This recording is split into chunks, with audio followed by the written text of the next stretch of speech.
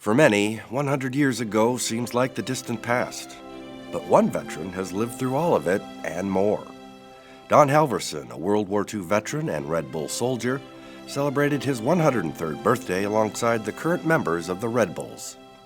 We are celebrating a milestone that very few people have achieved. In fact, in the United States, less than 0.03% of the population achieves the goal of living to 100 years old or more. Well, you got to take a bite now. You got the whole crew there waiting. Get all over my face. Don still recalls the memories of his time in service more than 8 decades ago. The Germans had these big two railroad guns there. They're 280 millimeter, 600-pound shells coming at you. Well, when they lit out there, they made a big hole in the ground. And this one I was talking to some of the guys, one of the machine gun squads, and the shell come and we ducked down in these trenches that they had, they dug them years ago to keep flooding their crops. So that's where we lived for 4 months in those ditches. And this one come just a few yards in front of us and feel the ground push up, and it ended up a dud, or I wouldn't be here today.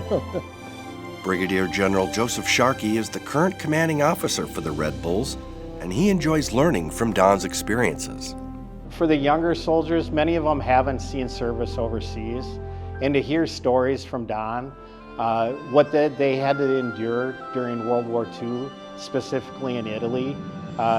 Heaven forbid our division see another day like that, but it's a good reminder to our current serving soldiers that service does come with sacrifice, and always be prepared for the unknown.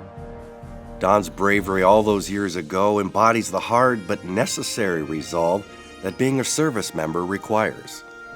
No, most all of them are gone today. Used to have Christmas cards and birthday cards, and a lot of them, but they're all passed away. And in fact, I went to the State Fair last year on Veterans Day. I never saw another one. And I go to my VFW club. I'm the only World War II vet there.